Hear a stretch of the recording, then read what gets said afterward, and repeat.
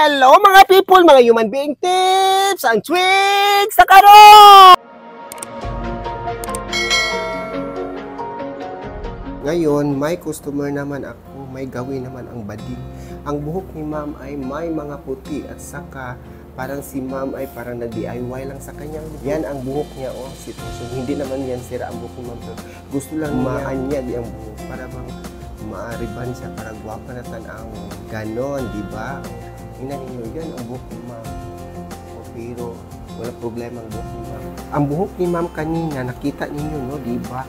May mga puti. Kinulayan kahit may kulay para mapalitan yung mga kulay na nilagay ni ma'am. Kasi sila lang ang kulay sa buhok nila. Nag-DIY. Bakit siya nakapunta? First time ni ma'am dito nga magpariba ng buhok, magpagawa ng buhok. Kasi nakita niya ako sa mga reels at saka video. Maraming salamat sa reels at saka sa video. Nang dahil sa mga video ay medyo na ano na ang mga tao na intriga na sa kaanyagan ko, kagandahan ko, Gemma Cruz.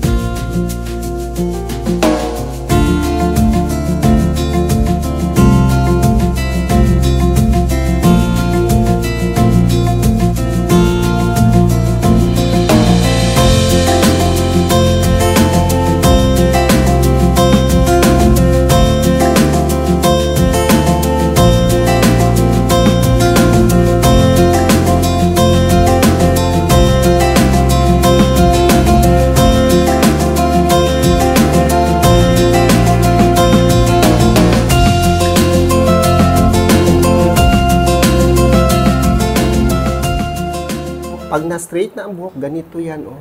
Diba? Ano na siya? Wala nang sabit ang buhok.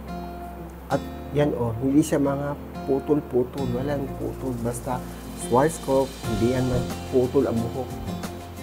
Hindi katulad sa ibang mga gamot na yung buhok niyo ay masisira. Ang Schwarzkopf, hindi yan makasira ang buhok. Paano gawin lang yan? Ay, why problema?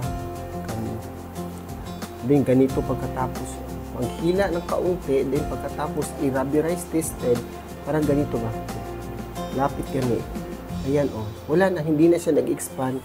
Yeah. Pag hindi na nag-expand, straight na siya, pero naka-expand pa yan, hindi na straight. Pag pa-Schwarzkopf ka, lalo na to si Kera Magic na plansa, ganda ang resulta ng buhok mo. Di ka sayang yung oras at saka yung bayad mo sa talaga pag magpa-Schwarzkopf ka. Sige, mag-video na ba? Ilagyan ko ng neutralizer ang buhok ni ma'am. Kaya tapos na kung na-plansa. Lagyan pa ito yung nagpaibang si ma'am. Try down niya dito. Kung maganda ka. Ganda! Dito na ang buhok na tinabaho ko kanina. Super ganda. Kanina, di ba, wavy.